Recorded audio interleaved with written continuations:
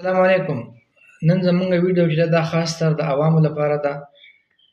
په دې کې زه چې ویډیوګانې کوم نو زیاتو ملګرو پریکټیشنرانو ماته دا میسیجونه وکړل چې مطلب تاسو په دغه باندې ویډیو مه جوړوه میډیسن باندې ته دا ټول میډیسن دې خلکو ته وښایي.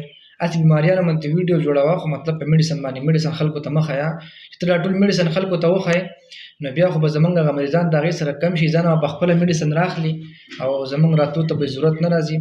خو نه بهر کې داسې سرم نه ده.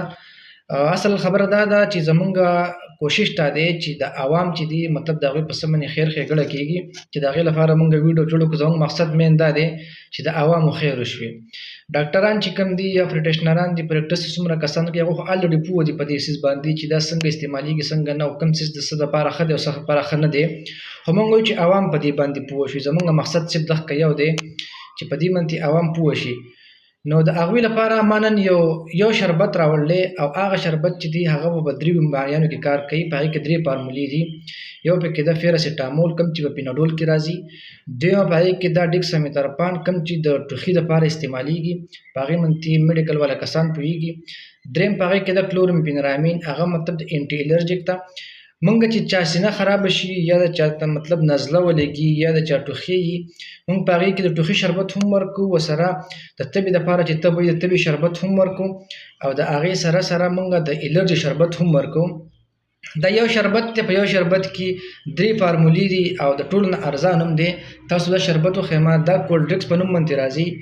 دا په 116 روپۍ باندې دی. د پیناډول نم ارزان دی. پیناډول په 145 تاسو ما بله ویلو پیناډول په 145 روپۍ دی. دا یو شربت دی په 116 روپۍ باندې او تاسو له کار کوي د 3 شربتونو په ځای باندې چې په هغې کې مطلب دی چې پیناډول شربت په ځای باندې کار کوي د ټوخي شربت په ځای باندې کار کوي او تاله د الرجي شربت په ځای باندې کار کوي. نو انتهایي فایدهمند شربت دی او ارزان هم دی. نو په دغه وجه ما تاسو له په دې باندې نن ویډیو راوړوه.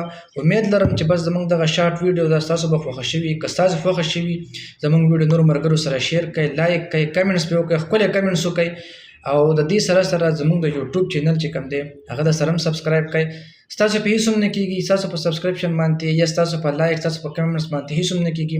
مونږ خوشحاله شو چې یاره زمونږ چې کوم فرینډ دي هغوی زمونږ هغه ویډیو وکته خوښه یې کړه شیر یې کړه نو د دې د وجه زمونږ په هغه زړه کې نور هم جذبه پیدا شي چې یاره راشه دوله بله ښکلې ویډیو جوړه کړه. ستاسو د میډیکل سره ریلیټډ څومره چې ستاسو مسلې تاسو ته خو ما نن پرې ویلي دي چې ما ته وایئ که زه پرې نه پوهېږم زه بل د بل ځای نه هغه معلومات کوم انفارمیشن باخلم تاسو له به زه راوړم چې څه قسم دغه ویډیو جوړول غواړئ په څه باندې ما ته میسیج کوئ پرسنل کې زه به په هغې باندې ویډیو جوړوم او امید لرم چې دغه ویډیو به مو خوښه شوي. که خوښه شوي مې نو ملګرو سره یې شیر کړئ. والسلام.